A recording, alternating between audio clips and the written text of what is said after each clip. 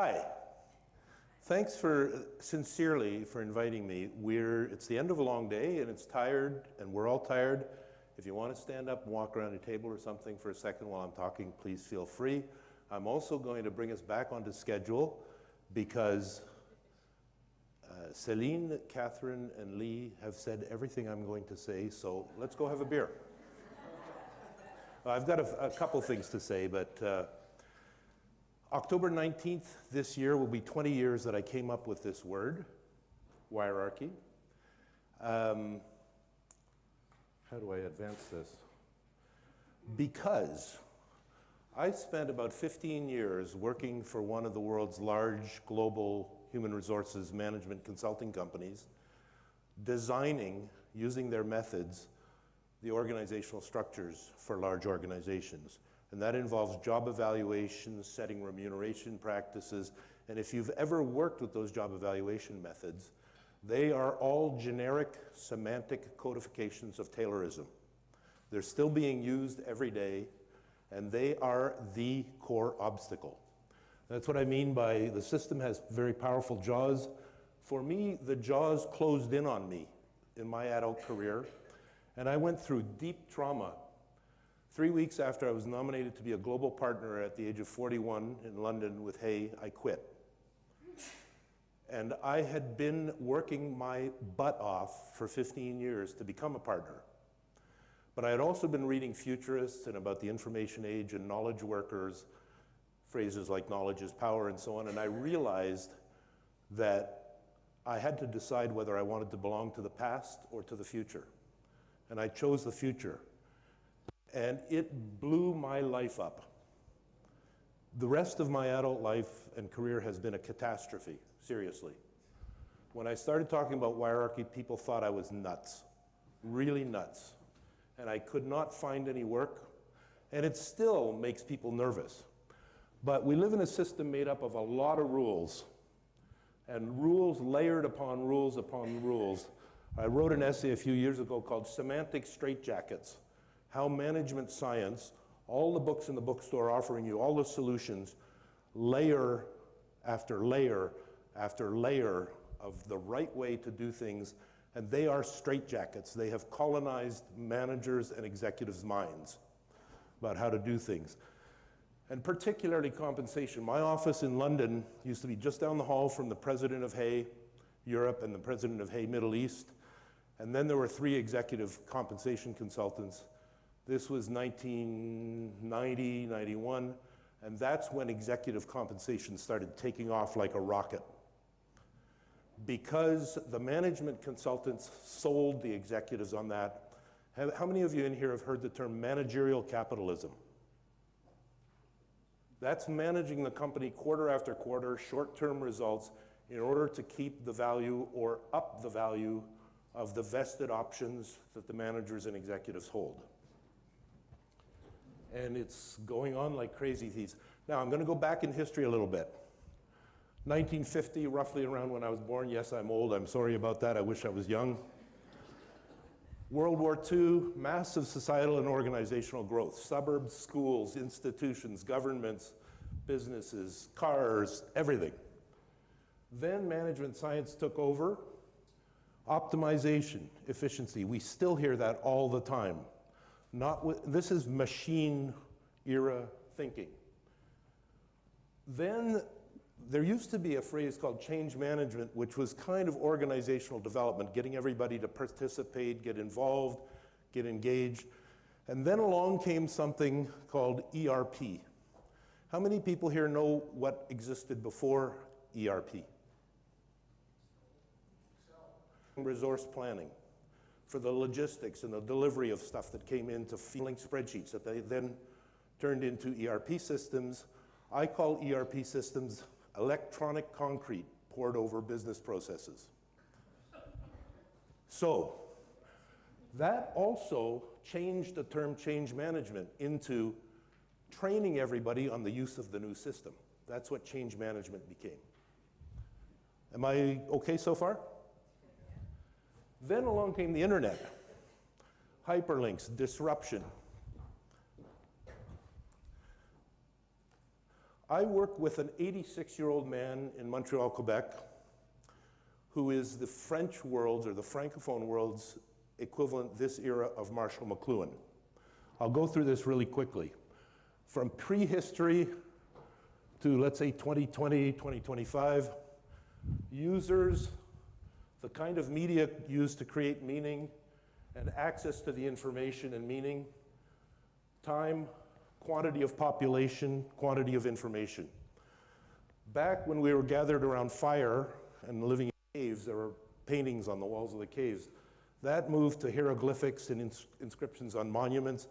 In Istanbul, there's a couple of obelisks with all sorts of inscriptions on them.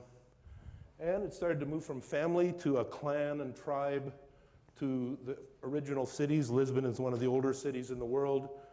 Bibles came along, which were handwritten.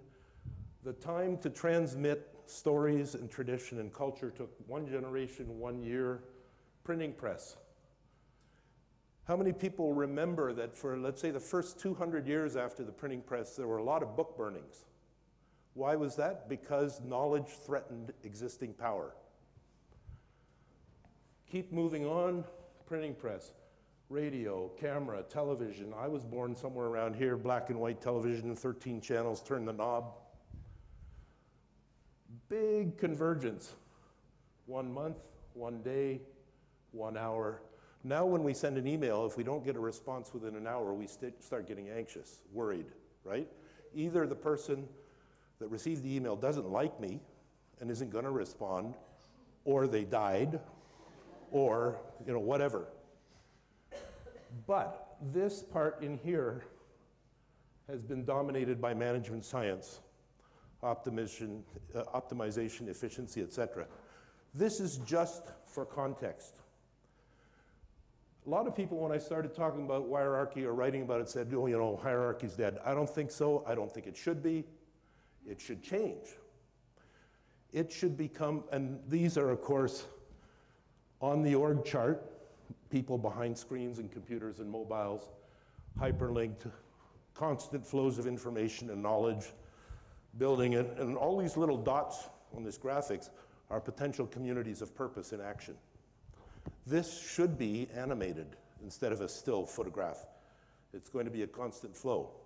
But hierarchy is evolving. This is another graphic from Michel Cartier, the old man I work with. Clans and tribes, top-down power. Add in the church, top-down power. The Middle Ages, industrial, along come corporations, top-down power. Connected people, links, flows of information, two-way, bottom-up and top-down. We're only 10 years into that. We need to practice. We're like toddlers getting up off of crawling to starting to walk.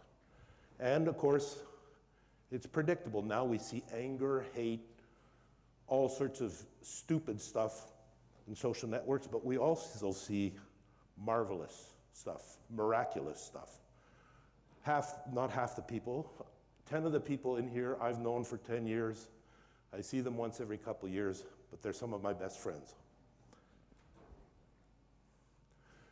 This is the definition of Wirearchy that I wrote down on a piece of paper on October 19th, 1999. It has thus far stood the test of time. You could write a book about knowledge. You could write many books about knowledge and trust and credibility and a focus on results. The point is that for any given organization, it's contextual. There is no longer one method that works. The job evaluation methods that are the generic codification of Taylorism, sold by Towers Watson, by Hay, by KPMG, by Deloitte, by PwC, they're all the same method. They just have different titles on the factors. That's it. It's one size fits all. However, in this hyperlinked world, we're moving into a permanent flow. Harold Jarkey, a friend of mine, calls it perpetual beta, always in motion. We're moving from core assumptions that we can analyze and eliminate uncertainty. This is also reminiscent of Dave Snowden's Cynefin framework, to ongoing sense-making and engaging, participating in inclusive ways with uncertainty.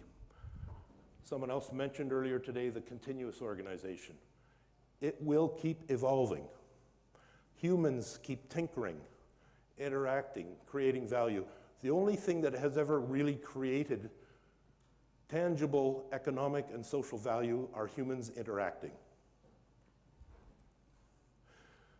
Here's a diagram, a friend of a number of us by the name of Dion Hinchcliffe, who was one of the key people in the Datejust group who introduced the term social business. All of the different kinds of social technologies are leading to new models. Now, I put this up here on purpose because I don't want, I've been very, very stubborn. I don't want Wirearchy to become a model or an answer or a solution. It's just a principle, that's all. It's a word you can use to think about this stuff. These are all responses and models that allow for rethinking and reinventing core business practices, but they will be sold. Deloitte just came out with an absolutely excellent report. But their business model demands that they sell it to company after company after company and put armies of young MBAs to work billing 40 hours a week. I don't think that's going to get us into the future that well. Anyway, so Wirearchy is not a method, it's not an approach, it's not a framework. It's an emergent principle. Networks are everything. These conditions of us all being linked together with information flows is not going away unless electricity disappears. We see people in every city that I've visited in the last 5 years walking around like this. Sometimes I even stand there and let people walk into me, just to make the point. So, I came up with this, it freaked me out. I knew what I meant because I've been studying organizations for 41 years now. But the problem I had was once I thought it, I couldn't unthink it. And my career blew apart. At any rate, traditional hierarchy, which is still how organizations be designed, these are the core assumptions. There are discrete events, there's time to adjust and absorb, and we've seen examples of that, with no disrespect, 3 years to implement a process. Relatively predictable outcomes. We still think linearly. If we do this, then we'll get that. The sense of the future as a continuation of the present. With hyperlinks and people interacting, it's continuous. We adjust on the fly. It's almost impossible to predict outcomes. You can guess, you can set direction. And the future is highly complex and uncertain. We've all heard the acronym VUCA. Volatile, uncertain, complex, and ambiguous. Now, people at work need guidance. Power is a human attribute that is existent in all social systems. But what is it based on? In the past, hierarchy was based on the size of the number of people you controlled, the relative stability you brought to a system, functional specialization, very clear roles, status, prescribed authority. What is implied by connected workplaces and connected society is speed, flexibility, innovation, integration, intuitive authority. And this is really, really interesting because we're still by and large functioning recruiters with job descriptions where we design, and it's a modern way of looking at a set of tasks from 8 a.m. to 5 p.m. that unfold in a linear sequence. We need new core assumptions about how we design work. And a friend of ours who had to go home because he has a headache, Kenneth Mickelson, wrote a book called The Neo Generalist. There have been people like Celine's friend Myron Rogers and others that have been talking about the need for boundary spanners and generalists for 20, 25 years now. But these structures that we have built with these core assumptions are so immune to penetration. That's the structural part. And then the cultural part, has anybody ever heard the term organizational antibodies? When you try to introduce change, all of the system's antibodies, hey, there's a party over there, let's go. Let's kill that interloper. So my charge here was to relate this to cable link, or cab link. I'm not a technologist. I'm agnostic about what kind of intranet application or other collaboration platform you might use. What I took from reading the case study was Senior management doesn't really understand, and senior management doesn't really care. They appoint somebody because he went to a seminar. The employees, when I say it's a semi-apathetic culture, they knew that this problem was going to happen. The latent understanding and knowledge is there, but they either don't care or they're scared to bring it up or whatever. And basically, to me, the story said this is a 100% industrial era mental model company with the attendant leadership and management practices. If I were going to recommend an intranet, this is not Mango Apps, this is just Jostle because I happen to know it and I used to advise them. But it's, from what I saw of your demo, it's this very similar. It's a social intranet with feeds, stories, pictures, ways to connect. And if you want to start somewhere in terms of taking a company like CabLink and making it into an early stage Wirearchy, why not do something like this? Because it's a pretty cheap investment, $50K a year for 1,200 employees. No problem, start with the basic one. Other possibilities for CabLink. Use case studies from something called the Community Roundtable. A friend of ours, Rachel Happ, she's got a lot of stats about ROI of collaboration and community. You could try to convince the CEO and the other senior people based on fact-based research and case studies that say this is going to work. You could do what a very good friend of mine, Valdez Krebs, does, organizational network analysis, which just visualizes and measures connections and crossovers between people. I could stand there and yell at the management and say, your heads are up your arses, get them out, the world's moving on. You could try things like open space. Me personally, I'd probably say you need to find another consultant to work with. I don't think you're going to get there all that quickly. There's a really interesting book about leadership that I think applies to the digital world that I read about 20 years ago. The author, unfortunately, has passed away now. She was a professor at McGill University. Artists, Craftsmen, and Technocrats, and the subtitle is The Dreams, Illusions, and Realities, which fits with the three of leadership. It's a very, very good book. That's it. If you want one of these t-shirts, get in touch with me. Good.